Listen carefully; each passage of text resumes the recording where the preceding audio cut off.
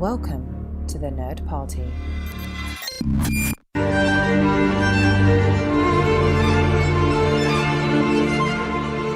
Hello and welcome to episode 4 of the A24 Project here on the Nerd Party, the podcast that aims to get under the skin of the films of A24, one of the most prolific film distribution companies in the world right now. In each episode, we focus on 2 films from their back catalogue in chronological order of release. I'm Dallas King, and joining me as always is Lee Hutchison. How are you, Lee? Yeah, really excited to be talking about these two movies today. This is sort of the kind of movies that you kind of get involved in doing a project like this, well, a podcast like this to talk about. They're so diverse, so exciting, and kind of they really make you proud of sort of British filmmaking as well. Absolutely, because I think it's fair to say that when we made up the spreadsheet with the episode lists on it, this was one of the ones that we both got very excited about. And the reason why is because today we're going to be looking at Under the Skin and Locke. In the previous 3 episodes, the format has been that we'll spend time discussing one film and then moving on to the other. But this week, since we've now caught up, we've given you the first 3 episodes to listen to, and hopefully you're still with us. And now we're introducing a new feature, which is I like to call the A24 Hour News Channel, in which we talk about the latest updates on A24 releases. And so the main headlines this week are, bong, 8th Grade gets UK release date. So this is the news that finally the UK will be receiving Bo Burnham's acclaimed film on April 26th of 2019. Now, this film initially played at the Sundance London Film Festival back in, I think it was late May, early June. But it's been a while and a long time coming, but it will be in UK cinemas on April 26th, going up against a very small film called Avengers, We're Using Our Made-Up Names. So, Lee, what do you make of this news? Is it any coincidence that our podcast came out last week, which contained 3 episodes of saying this show will track when this movie is going to come out, and then conveniently, only 24 hours after this podcast has been released into the world of iTunes and people can download it, that they know, well, there's an audience for this movie and it's gone out there. So I like to think we've definitely done our big bit here. Oh, absolutely. They clearly had heard the first 3 episodes and went, you know what, these guys, they sound great. They're really passionate about our films. We should probably give them a chance to watch it on the big screen.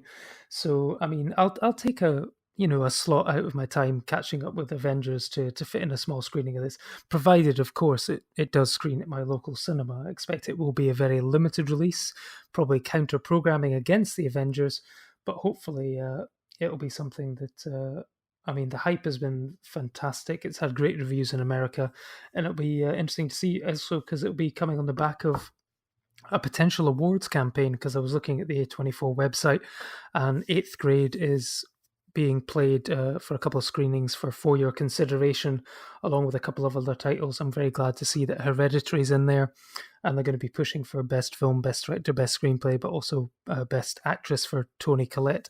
I would love to see an actress in a horror role be talked about among the big hitters. I expect it'll have more luck at the Independent Film Awards, but I guess we'll just have to see what happens.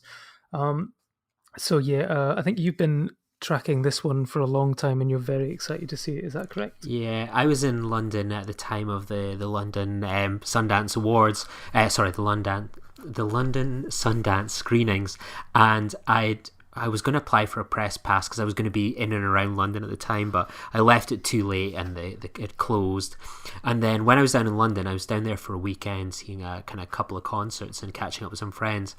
And I kept my eye on 8th Grade, it was one of the immediate ones that sold out. Hereditary hadn't really kind of sold out, so there was still some screenings, only because it was probably like 2 weeks away from being released, and there was a few other different films like Cameron Post in there as well.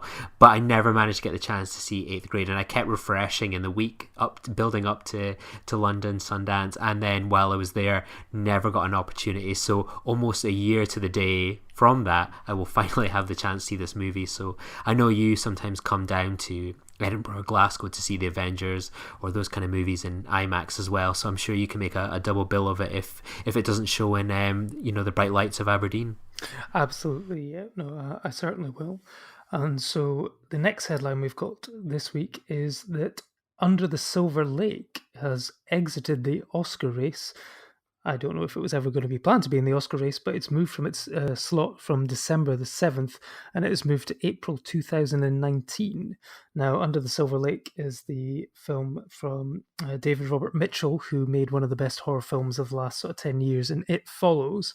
And it originally screened at the Cannes Film Festival to, I think, a mixed response, and I think there was talk of potential re-edits going on. Now, the film is centers around a man called Sam, and who's intelligent but without purpose, who finds a mysterious woman swimming in his apartment's pool one night.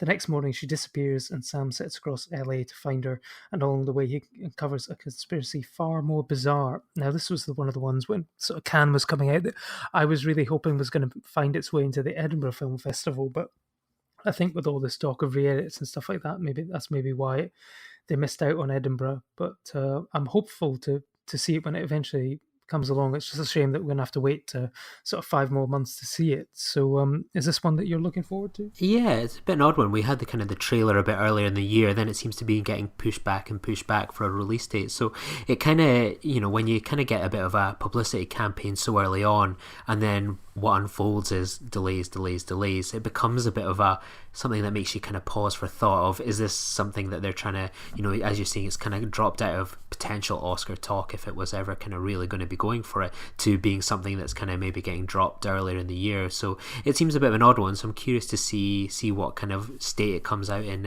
early next year.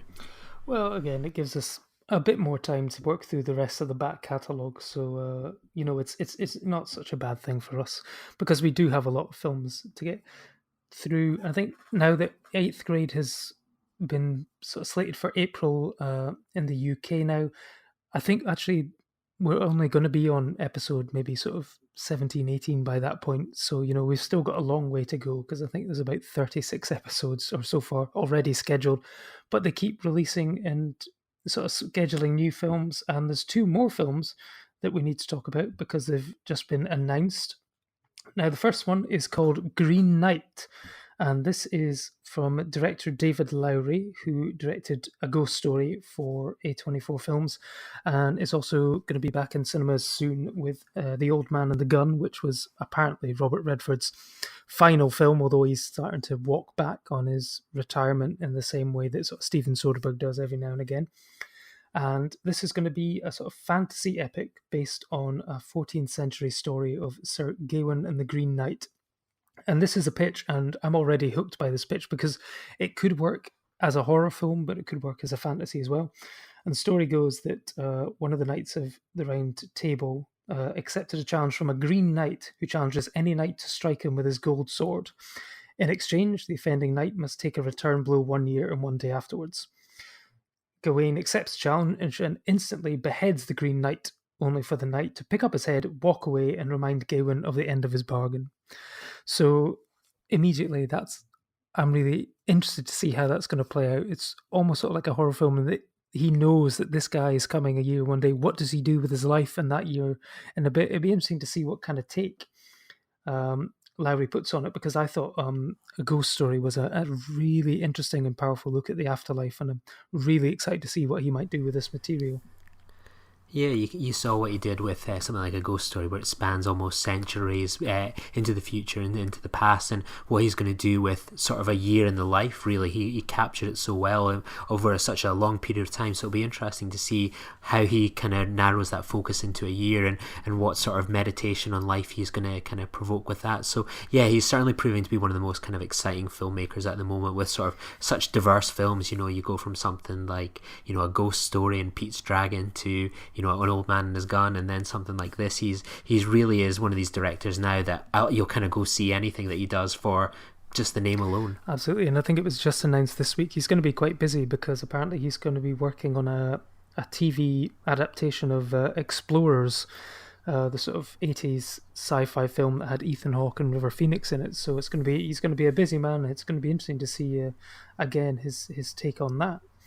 And the final bit of news this week is the announcement that A24 will be distributing The Lighthouse, which is an upcoming American black and white dark fantasy horror film directed by Robert Eggers, who has already directed The Witch for A24, and it will star Willem Dafoe and Robert Pattinson. And that is all the information that we really have on that. So I mean, Robert Pattinson has really, for me, made some very interesting and bold choices following Twilight, looking to sort of escape the shadow. And I think he's done a great job so far. I think we'll actually be discussing him soon in The Rover. But what do you make of this news? Yeah, again, it's like Robert Pattinson and Kristen Stewart have, they received, you look at the reviews their acting had, and the reputation they had over those years that they were doing the Twilight movies, and that for a lot of actors like that, you've seen it in movies like Star Wars, and even some of their co-stars in something like the Twilight movies. I think of that guy who played the werewolf, for example. His name escapes me, which kind of says it all, that their careers have completely crumbled, and maybe it's just the convention circuit for these people. But they've continued to star in great movies. They've been all working with such exciting filmmakers. So a Robert Pattinson movie is again something to always be quite excited about. He's going to be a bit of a recurring actor over kind of the next few years on this podcast. So yeah, he's going to be, I think that'll be his third A24 movie. So he's becoming a bit synonymous with the brand as well. Absolutely. So lots to look forward to from A24, but from the future we look to the past. And the first film we're going to discuss this week is Under the Skin. And Under the Skin is the 2014 film directed by Jonathan Glazer, who made Sexy Beast, Birth, and some of the best sort of music videos of the late 90s. And it's based on the novel by Michel Faber. Debuted at the Venice and Toronto Film Festivals, and then finally in the UK at the Glasgow Film Festival, in what I still consider to be the best year of the Glasgow Film Festival. How can you better a festival that opened with the Grand Budapest Hotel and then ended with Under the Skin? I mean, just an absolutely fantastic selection there. Now, the film tells the story of an alien that drives around Scotland in a white van, luring men to their deaths. I'm just going to leave it at that because we'll get into sort of more detail later on. But it's interesting to potentially look at it, what it actually has in common with the book. Now, Lee, I believe you were trying to read the book in the advance of this podcast. Did you manage to finish it? And what did you think, comparing and contrasting the two? I feel like I feel like a kind of pupil turning up without having done their homework, but I swear I had the most stressful, busy weekend. I was away in Glasgow on Saturday, so I was like, right, I've got all day Sunday to do it, and then kind of Monday evening, and maybe a bit of Tuesday. But my girlfriend's been really unwell, so I've been kind of sort of having to look after her. So I feel like I've got a good excuse, and I've got an alibi for this. So unfortunately, this is going to be something that's going to go on for a bit more for me of reading the book. So I kind of read a bit of the cliff notes and the summary of the book, so it certainly is a bit different, but I'm a bit gutted that I wasn't able to do my homework for this one. I accept your apology, because I myself have that book on my bookshelf and have never got around to it. I bought it before the movie, but then found out that the movie is basically it's very much a starting off point with the book. It takes the very bare bones of the story of an alien driving around in Scotland looking for men for a nefarious purpose and becomes something else entirely. So it's okay. I accept your apology, but I want it on my desk next week. So Under the Skin was originally a Film 4 production, who, in my mind, are very much what I would consider the A24 of the UK. They're not afraid to champion young or established filmmakers, and particularly sort of ones that want to make challenging titles.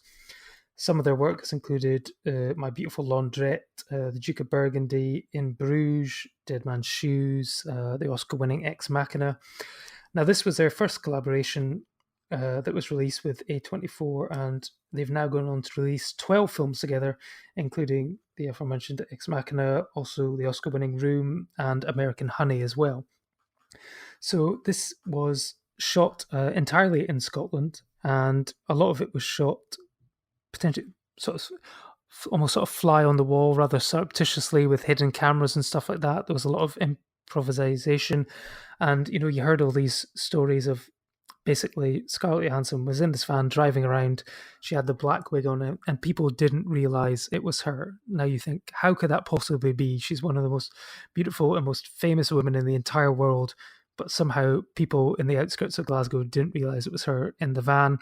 But when you finally see the film, it actually makes total sense, because on the strength of her performance, which for me is still her finest performance on screen, she's just completely, for lack of a better word, or to excuse the pun, completely alien. And, she's got a blankness behind the eyes, which sort of comes into the plot later on, which we'd like to discuss later. But I mean, I thought she was absolutely superb in this. But Lee, I mean, what were your first initial thoughts, sort of going into the film? What were you looking forward to, and did it meet your expectations?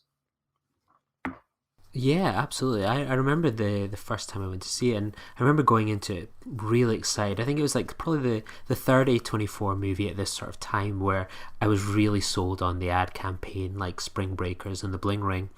And I remember just seeing these trailers and the hype and the buzz, and it was like, this is a film I'm desperate to see. I really can't wait to go along and see it. So I went to see it in your old cinema, the Belmont Cinema. So it was my kind of, I think I was up in Aberdeen for some reason, and I found the time on a Saturday evening to go along to the screening. And I remember it was quite a cold night. It was late March, something like that. And I went into this screening and I was just absolutely blown away. I wasn't quite sure what to expect. I'd sort of heard more of the salacious parts of the movie, nudity, it's set in Glasgow, these sorts of things that kind of, you hear about a movie like this. And it wasn't quite at all what I expected. I was expecting something quite mysterious from the trailer, but to have a movie like this where it tackles so many big themes by saying so little, and the scope and the scale and how beautiful it makes Scotland look in places like the borders and in and around Glasgow. And the score as well. That wasn't what I expected at all. And I came out of it and I just started texting my friends going, oh my God, I've just seen this film. It was absolutely fantastic. And, a friend replied back, I've read the book. I love the book. Do you think the film will kind of be anything kind of like it, will be as good? And I was like, well, I've not read the book, and here I am 4 years later, still in the same still boat. But I remembered him going saying, well, I don't know what the book's like, but you've got to see this as a film. It's what you kind of go to the cinema to see, is a movie like this where it's just an absolute experience. It's terrifying. The performances are fantastic. It's something that leaves you on edge all the time, and it's something completely original.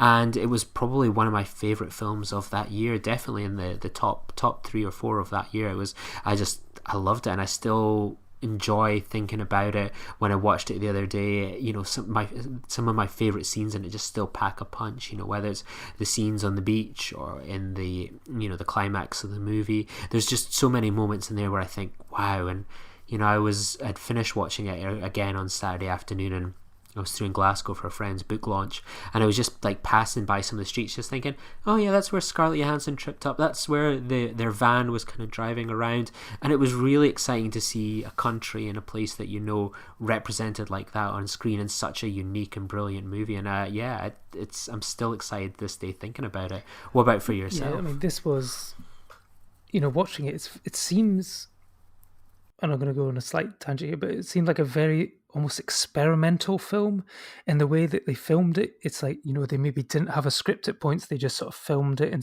went and just wanted to see what would happen with Scarlett Johansson interacting with all these Glaswegians. And I mean, some of the dialogue for me as a Scot was slightly difficult to understand, so I've no idea how it would play in America. I imagine they would definitely need subtitles if the person who was contracted to make the subtitles could understand what they were saying anyway. But I mean, it sort of felt like sort of Blade Runner 2049, and that, I thought Blade Runner 2049 was the best film of like last year, and I still can't believe that someone gave Denis Villeneuve $150 million to make Blade Runner 2049 and didn't interfere, and that was what we got. And I was so pleased that that's what we got. And it kind of felt similar to this, but it took, to be honest, it did take me a couple of viewings to sort of know whether or not I really liked it.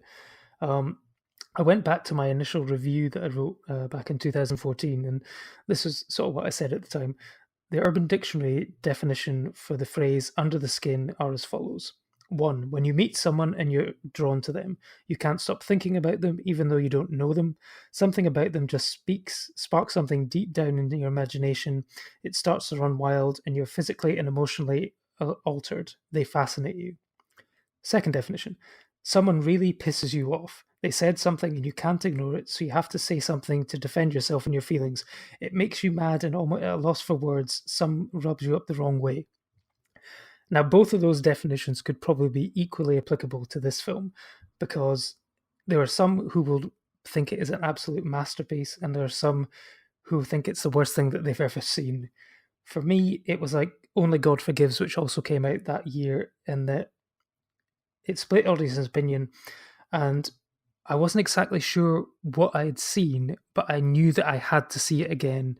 And on second viewing, I was correct in my initial assumption, and that it was an absolute masterpiece. I just thought it was undefinable, but I just was drawn to it in the same way that these men are drawn to the sort of siren's call of the Scarlett Johansson character, who just lures them in. Essentially, we'll start to get into sort of spoilers in a second, but essentially lures them to their doom through her sort of use of sexuality and flirtation and stuff like that. And so, I mean, a lot, like you said, a lot of it's down to the music. This was Mika Levy's first film score, and it is so unique. And it was nominated for Best Music at the BAFTAs, sadly not at the Oscars, but, she's gone on to do the score for Jackie as well, which I thought was another fantastic score. So I really hope that, she gets more work in the future, because it's just such a unique sound that I want to hear more of. It's just, I mean, you almost can't get it out of your head once you hear it. The sort of the use of the strings and everything is just fantastic. But I mean, Glazer's direction, I mean, I think in my review I compared him to like Kubrick and Rogue and Lynch in sort of the use of the visuals and surrealism in order to create this sort of ambiguous story of what you're not it never explains what is going on, and I think that's part of its power. It leaves you to sort of speculate and fill in the gaps and stuff like that. And I mean, yeah, if you'd read the book, I'm sure you've got a better idea of what is actually going on, but even then it probably diverges from it slightly. But I mean, I've got some theories about the film, but we could talk about that in a minute when we sort of get into spoilers. But was there anything else on sort of first initial viewing that you thought was excellent, or anything that maybe you didn't like on first viewing? Yeah, I think it was one of these ones. I loved it. There was nothing that came out of it. Like, I think when, I always think of things like Letterboxd, for example, where, you see so many films in a year, especially people like me and you. We see films at festivals. We go see wide range of quality films at like the Cineworld or local independent cinemas with our cards. And how many times do we, when we're updating a letterbox, going, hey, I've just seen this film, do you put in like 5 stars? And sometimes it feels like it's this journey through, nearly 100 films, 200 films, seeing 3 or 4 films a day at a festival to find that 5-star movie. And when it comes, it's like that hits the elusive 5. And sometimes a film will be perhaps a 4 in my mind and go up to a 5. But I remember coming out of Under the Skin and just going, that was a 5. And it was, when we all have these discussions about Netflix and films in the cinema and, is it ever as good as home? I couldn't imagine sitting here talking about Under the Skin and having that sort of connection with it if I'd watched it at home first and not the cinema, where you're transfixed by the screen. There's no distractions. There's no phone lighting up with a notification about Domino's pizzas or anything like that. It's like you're completely transfixed, and that is your first ever experience with a movie like this, and you don't have you don't improve on it in the second one, because that was a perfect experience. It's not like you watch it at home and you think, man, that film must have been great at the cinema, I'll maybe try and catch it one day. You just have that perfect moment in time watching it, and that's why it's a 5-star movie. And there perhaps might be flaws in it, but because of that experience and that immediate connection, it's definitely a 5, and probably one of the best films of the past 5-10 years, and in some respects it's certainly right up there. Absolutely. And I think what you sort of talking about flaws, I mean, I'm not sure if the film for me has any flaws, but the flaws of the characters and stuff are sort of what I'd like to sort of discuss now, sort of going into spoiler territory. So at this point, if you haven't seen Under the Skin, pause the podcast, go and watch it, and come back, and we'll see you in a little bit. But I want to talk about what the characters were. Now, the film starts off with a sort of rather almost 2001-esque sort of shot of sort of lights and circles and stuff, and then it basically becomes an eye, and it seems to be the sort of manufacturing of the aforementioned skin, because the aliens essentially wear sort of human skin in order to blend in. And this is followed by a guy on a motorbike sort of driving around and then picking up a woman's body, putting it into the back of a van where she's stripped off, and then Scarlett Johansson takes her clothes. And I've always believed that this is Scarlett Johansson's taking over from this other female alien that has met her end either through a grisly end or natural causes. And what I believe is the guy on motorcycle, and again you see a few later on, which sort of indicates that there are many of these things going around, and he is the sort of bodyguard carer for this person, and the female aliens are there to, lure these men to their deaths. And one of the most beautiful yet disturbing sequences I think I've seen in any film of recent years, just the way that these men sort of are following her on this completely black surface and then slowly get sort of dragged underneath while she's still walking across it. It's just such a beautiful sequence, but utterly terrifying. And basically, she has no empathy to begin with. She's very cold, but slowly but surely, she seems to connect with the world, become more curious about it. I mean, the guy's always sort of checking her eyes, looking for something, whether it's almost like, how this uncanny valley sort of thing where these CGI characters, the problem of connecting with them is that they're dead behind the eyes, but at some point you start to see life behind Scarlett Johansson's eyes as she becomes more involved in the world, and along with certain characters as well. And this is what ultimately leads to her downfall towards the end of the film, where she's exploring life, she becomes too familiar with people, and ultimately it leads to death and destruction for them. So, I mean, what did you think of that aspect of the film, and am I talking a load of nonsense, or am I on the right track? No, like 100%.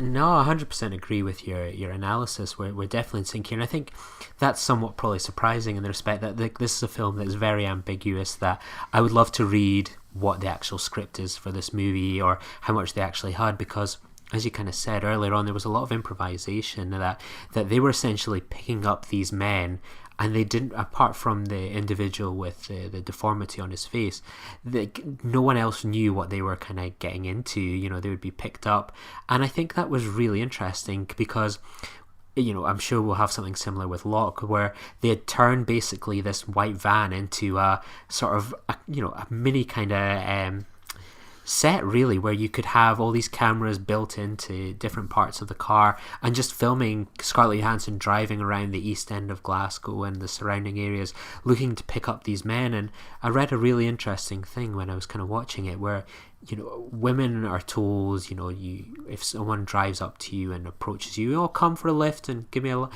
right, you would walk a million miles in the other direction. Whereas in all of these cases, and bar one, these are men that voluntarily went into these cars, and they didn't know that they were going to be shot for a film. They didn't know if they were even going to be murdered, raped, or sexually assaulted. And that's a real interesting thing, I think, to think about, is that sort of different gender reaction to essentially being picked up. And these men ultimately did go to their doom, and it's a real sort of gender swap from what genuinely and possibly could happen to people of the opposite sex, and why men will kind of blindly walk into a situation like this. And in this case, they ended up in a film, but in reality, potentially in reality, it could have been the other way around. Absolutely. I think one of the strengths of Scarlett Johansson's performance is how she's able to turn on a dime. I think the one you were talking about, the one person who didn't get in the van, she's sort of asking, well, are you going to meet someone? Yeah, I'm going to meet someone. And immediately you can see it behind her eyes. She switches off. She's like, okay, fine. She drives off. She's only looking for single men that can't be traced back to her and whatever. So she immediately says, I'm off to see someone. She's like, okay, right. And basically off she goes, drives on to the next one. And then, of course, she ends up talking to someone about where the M8 is. And then you've got this bizarre conversation, which I don't think has ever happened in another film starring the world's most bankable actress, where they're discussing the location of an Asda. And then then later on, when she's talking to the Adam Pearson, who's sort of appeared on sort of British TV programs and stuff like that, but he's got, I think it's fibromyalgia, and he's like talking about Tesco's and stuff like this. And you're thinking, I can't believe that this is in, this film where Tesco's, where people pluralize supermarkets in the UK. It's just one of those random things, but it totally works in the context of the film. And yeah, it's a film which it could so easily have gone wrong. They're banking on, these authentic, real interactions, which, as you say, could have gone any way, but somehow they've managed to craft one of the most, profound and beautiful sort of films ever made, I think, actually. Certainly in Scotland, because it does. Yeah, that scene as well where she's talking with Adam, and it's one of these ones, I think, as audiences, and I think for Scarlett Johansson's character, you're sitting there and you feel such pity and empathy for this individual, and you've seen what's happened to the other men by this point, and you are willing him to avoid it, to potentially escape this doom that really all the other men have gone to. And you sort of start to see that kind of process in Scarlett Johansson that I think every other man up until that point, it's been really interesting. It's been a kind of very sexual experience, and as an audience member, you're like, okay, I'm going to go with this. I'm going to see where this kind of unfolds, and you see these two characters undressing in front of each other, and then you see it kind of in this situation, and as an audience member, because of his kind of disability, you immediately changes. You're like, you don't want to see the titillation. You don't want to see the where this is kind of potentially going to go, what this mystery is. You just want to get out of there. And I think as an audience member, you start to squirm in your seat that this could be someone that's going to be taken advantage of and die. And it's such a relief that in the end he manages to leave and escape, and you start to see the kind of this character start to become perhaps that bit more human, and learn what it is that kind of makes humans so special sometimes, is that empathy and care for others. Absolutely. He escapes momentarily, but that's another spoiler. But one thing I was reading about the film sort of leading up to the podcast was apparently Adam Pearson and Scarlett Johansson sat down and talked to each other, and he sort of basically told her how to basically seduce him, because obviously the way that she seduces all the other men would be very different in this situation. So he basically sort of told her ways that she could basically seduce him, and sort of discussing like his disability and stuff like that, ways to use that to basically get him on side and more interested in her and stuff like that, because obviously he is thinking, well, someone like this is never going to go for someone like me. So she changes her sort of seduction patterns to basically suit the target and stuff like that. So it really is a fantastic performance, and from both of them in that scene. And sometimes Scarlett Johansson is very underrated, and I mean, she was fantastic when she first broke onto the scene, sort of Ghost World and Lost in Translation. But for a while, I guess people maybe seem to synonymize her more with the Avengers movies and stuff like that. But for me, I mean, when she finds the right role, she can be a fantastic actress. Yeah, and I loved that she had something really interesting to say about this movie, which makes me kind of wonder what the script was like, because she was talking about Jonathan Glazer's shooting method for the film, and she was like, it's hard to describe what his method is exactly, but to me it seems he has a process of finding a scene. It may take him a period of time to find the rhythm of it, find the music in the scene, but once he does, he homes in on it, full steam ahead. He can see the shape of the scene as it's forming, and he's very specific, but oddly at the same time quite unspecific. It's a process of finding the material, and I find that quite fascinating, because you think of someone like perhaps Scarlett Johansson, where she starred in movies like these big blockbusters, at this point probably the Avengers and Iron Man 2, where these sorts of things are like, you come on, every day is absolutely precious, you're shooting to a schedule. For something like this, like the fact that she's even involved in a movie like this with so low budget, there's so much improvisation, it must be really exciting as an actress, and perhaps terrifying as well, to open yourself up to this thing of like, we don't quite necessarily know what the film is going to be, how it's going to unfold, and seeing at a time starts to kind of come together in perhaps the edit, perhaps in the acting, perhaps in collaboration with another actor. And I find that really fascinating, and I would love to know what it's like to be involved in that kind of film, what it was like as an actress and an actor. Absolutely. And I mean, this is a film which for me has certainly got under my skin. I'll watch it sort of probably at least once a year. I've had the poster on my wall at work, I've got the poster at home. One time when I was in Glasgow with my wife, I sort of dragged her around Glasgow, going to the shop shots in the places where the film was shot, and then sort of took photos, sort of screen framing, trying to match up exactly what was behind her as it went down the escalator in Buchanan Galleries. I was along on the sort of Eros Road and stuff like that, next to the bit where she trips over and falls. So, this is a film which has sort of stayed with me for a long time. And what do you think it is ultimately about the film that has gotten under your skin, and sort of wrap up sort of final thoughts on this particular entry in the A24 catalogue? I think it's one of these ones that it might sound a bit pretentious, but it's almost like a work of art, that the dialogue is so minimal, but it's filled with so many beautiful images about humanity, Scotland in its kind of its urban areas and its kind of beautiful countryside, and it's got this incredibly creepy, alien at times score that really makes it sort of like an art experience where you're just sitting there and you're watching all these different images saturating your mind. And the things we're talking about, the eyes at the beginning, these bikers going around the streets, the scene, for example, where we never spoke about it, but the scene where she's at the beach and there's the baby crying. There's so many scenes in there that just they are drilled into your mind, and like you remember them almost like you were walking around a gallery, and you could see these images just shot after shot, and you can piece them together. And I just think it's one of the most beautiful films I've ever seen, and it's terrifying as well. I just think it's one of these great films, and I'm so glad that someone like yourself loves it and other people love it as well. It truly Absolutely, is a special movie. I think before we wrap up, we need to talk about that scene on the beach, because it features one of those images which is the baby crying on the beach in the dead of night that will stay with you forever. I think it's just one of the most sort of heartbreaking and sort of horrific sort of things, but it's a film which has so much horror, but it also has so much beauty. It's that juxtaposition, this alien finding things about this world that are actually beautiful, even though she's only there really to sort of to take from the world, but she finds this sort of the beauty within as well, under the skin of the earth, I guess is what she's saying. There is more to this planet, to these people, than what she's there to do, and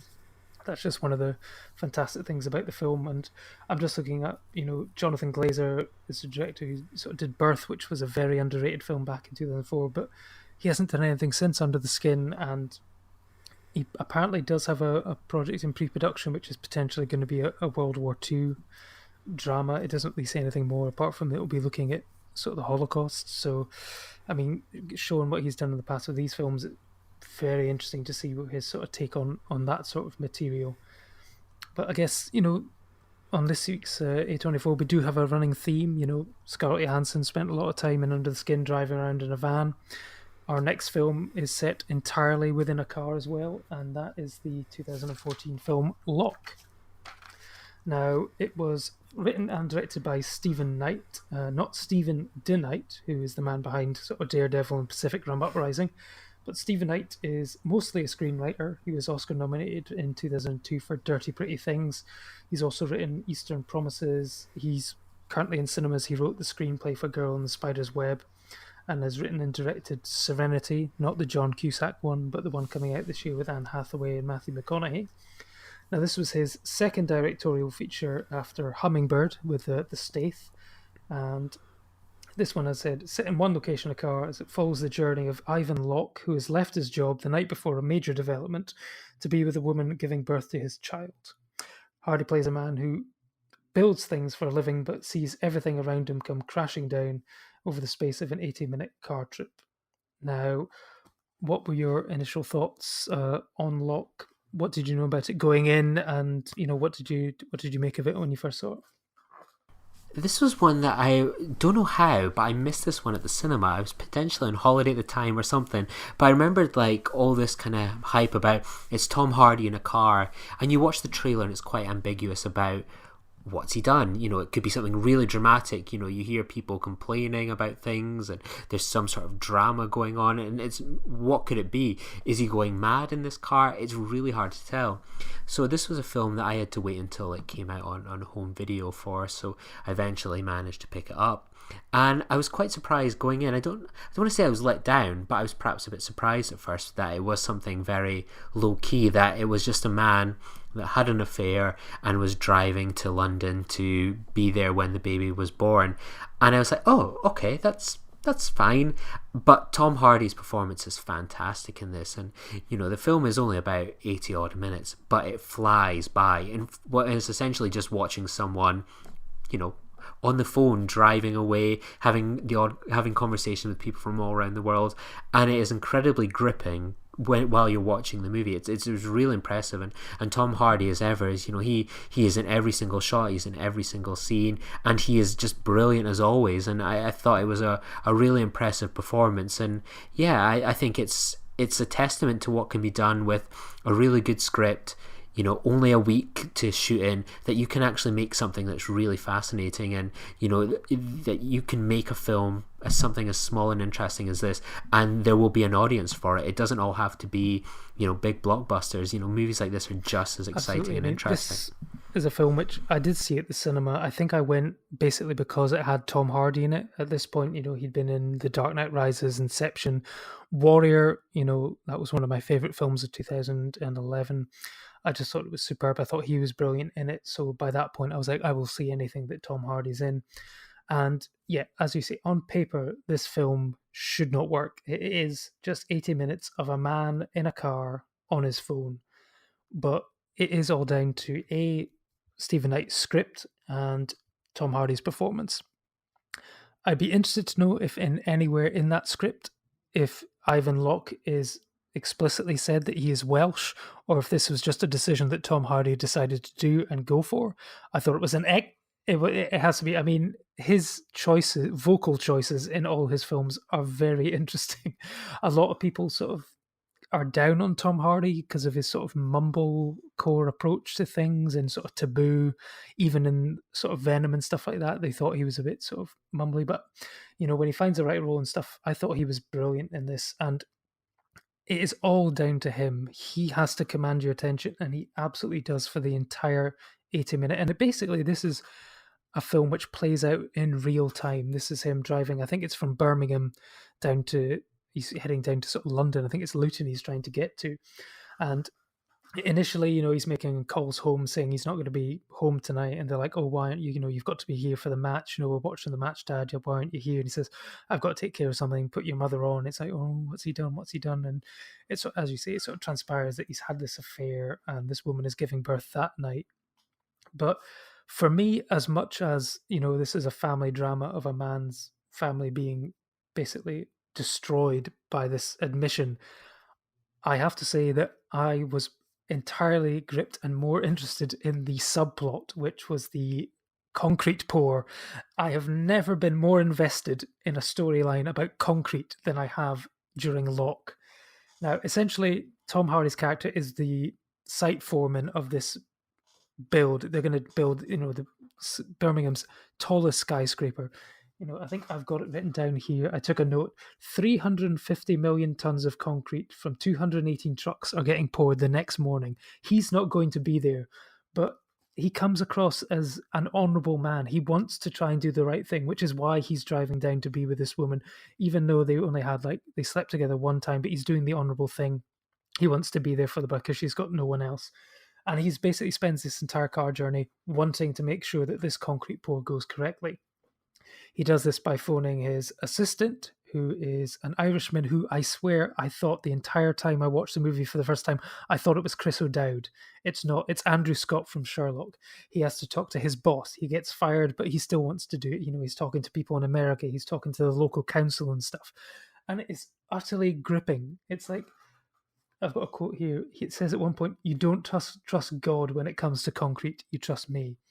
And he's basically trying to do everything to make sure that this goes okay because, he can't be there. He knows he's messed up, but he's trying to do the right thing. And, I was utterly gripped. And the film ends without a resolution to that story, and I've never been more upset. I really wanted to know if the pour went okay. I was like, I just want to know if the pour went okay. I hope it went okay. I had the same sort of thing where I was thinking so I was reading an interview with Stephen Knight where he was talking about that while he was sort of researching this film, he spent time with the man who built the Shard, And he started like, you know, involvement with it when it was just like a patch on the ground, and he finished it when the project was finished itself. And he was like, the idea of organising that, he'll get in his car, drive home, and no one will know who it is. And that was also one of the kind of reasons for making the film, to look at the ordinary and make it dramatic. And I think that they totally achieved that. Like, I was more interested in the poor than the story of their affair and love. And I'm sitting there thinking, and I'm watching the movie, and you're almost screaming at the TV going, you can make it back in time. Like, you've only probably just gotten off. If you get down to London, that'll maybe be sort of like midnight at the latest. You can be back in the morning for the 5 a.m., you know, getting it all kind of done and dusted. You can be there for the poor. And I just felt so stressed about this building. And I was like, I think you're frustrated because you're watching a man make terrible decisions, and you feel that he can be doing better here. I think even one of the phone calls where it's like, could you not have just lied, said you were not well? Why did you have to be so honest? And he's always being honest, you know. I told them, you've been working here for 10 years, 9 years. You know, I was telling Chicago, you know, you've been with us for 10 years, 9 years. And it's just the fact that I think that happens 3 times in the movies. He's just honest to a fault. And I think that he is ultimately a man that if he was better at perhaps keeping his white lies in check and wasn't so honest, he could have probably balanced all his problems and been there for the poor. It's so stressful. I know. I think a lot of that sort of the character comes out, you know, he's having these almost sort of ghostly conversations in the rearview mirror with his father, and he clearly has daddy issues. His father was not there. He probably was, you know, an alcoholic. He probably cheated on his mum and stuff like that, and he clearly does not want to be the man that his father was, who was a liar and a cheat. And he, you know, even though it will cost him everything, he needs to be honest and clear in what he's doing. And I know you're on edge the entire time. It's like, you know, when the Irish guy phones up and he says, okay, you know, what does it say about the concrete? He says, okay, yeah, no, they got it, the C5. He says, no, C6. It has to be C6. Do you know how many concrete? You know, it has to be C6. I will talk you through this. I will get you through this. And it's just like, you know, he's doing whatever he can, and you're just screaming at him, it's supposed to be C6. He told you C6. Why you got C5? No. And it's like, oh, you're so invested in this. And I hope that's a fizzy drink you're having.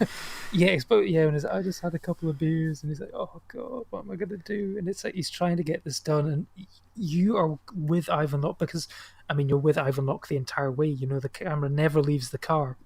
Although even though that Stephen Knight finds interesting ways and different camera angles in order to, you know, change up the, you know, the shots and stuff to make it, you know, so it's not just one static shot. You know, he makes it interesting. He makes interesting choices on where the camera is at the time, and, you know, it's just a fantastically gripping. It should not be as gripping as it is, but they've delivered something fantastic. And, you know, looking down at the cast list just now, if you tried to get this cast for a live action film, it'd be very difficult these days. But I mean, the woman who's having his baby is Olivia Colman. His wife is Ruth Wilson. Andrew Scott said before was, you know, the person. Alice Lowe's in it as well. And then a bit of a Marvel fun trivia for you. Eddie Brock Venom, i.e. Tom Hardy, his son is played by Spider-Man Tom Holland. Now, what did you think of the vocal performances? Because these people only appear over the phone. Yeah, it's really good, and I was reading how they sort of did it. So obviously they were sort of trying to shoot this film in real time. So while Tom Hardy is genuinely driving down the M8 or whatever it is, that he's driving down it, and all these other actors are in a hotel nearby in a conference suite, phoning in when required. And I would just love to watch maybe a bit of a behind the scenes documentary on how this cast were sort of involved and what they were doing sort of in this conference suite while kind of essentially killing time between their phone calls. And I think it was really good. Like, you know, even Tom Holland's character is called, I think it's called Brock, is it? Or Ed? No, it's Eddie. It's Eddie. So yeah, like even that's got a little bit of a nice Spider-Man twist on it. But yeah, it's such a great voice cast, and, you know, even down to the lines like "fuck Chicago" and "oh yeah, I'm just having a drink," or, you know, I'm having a curry. I'm having a curry. There's so many great vocal deliveries in this, and I'd love to know how they even cast these actors. Was it based on their voices? Was it how they did this whole process? It's I'd be really curious to know how Stephen Knight put this all together. I know, yeah, it would make for fascinating sort of behind the scenes, or I'd love to maybe hear director's commentary over the top of it. But I mean, yeah, I mean, this was filmed sort of 2013, so, you know, this was pre Civil War. This was before Tom Holland was on the radar for Spider-Man and stuff like this. And I think he'd probably just done The Impossible and stuff. So he's transferred from stage, Billy Elliot, to movies. So he's just sort of starting out at this point. But it's all the vocal performances are on point. Ruth Wilson is fantastic, and Olivia Colman I think she's brilliant in anything she does. So it's just great to hear this. But it all comes down to Tom Hardy, and he's got great chemistry with everyone he's on the phone with, and I think it's one of his fine. I think it was probably his finest performance. I mean, I thought he was brilliant last year in Dunkirk, very underrated. Again, delivering a performance, inside a cockpit. His mouth is covered. He basically tells a story with his eyes. I think he's one of the UK's finest actors, and I will, based on this alone, I would watch anything that he's in, because he's always going to give you something interesting, something different, and always makes great choices. Absolutely, yeah. It's certainly a treat of a movie, and again, it shows the diversity of, we can go from a sci-fi epic to one man in his car talking about concrete, and we can be just as gripped by both of them. I think it's a real testament to this kind of doubleheader. Absolutely, and I think we're actually reaching the end of our journey on episode 4 of the A24 Project. So on the next episode, we're going to be watching Obvious Child and The Rover. So if listeners want to be part of the project, just watch those films and let us know what you think of them on either at Join Nerd Party or on one of our personal Twitter accounts. But also, if you are enjoying the podcast at the moment, please go to iTunes and leave us a rating or a review. 5 stars. It would really help us out in sort of publicising the podcasting and helping it reach more people. But until next time, Lee, if people want to discuss any A24 films with you online, where might they find you? Yeah, you can find me on Twitter at Lee_Nostromo, and you can find both of us on the Filibuster podcast, where there's sometimes we do have a bit of a crossover between something like this podcast and that one, but we also talk about original films, big blockbuster films, and a bit of everything else in between. So yeah, you can find me on both those kind of places. Excellent, and you can get me on @ChampCelluloid on Twitter and my blog championshipcelluloid.blogspot.com. But for now, Lee and I are off to get in a lift in a white van with Scarlett Johansson, so we'll catch you in 2 weeks. Bye-bye. Join the revolution. Join the Nerd Party.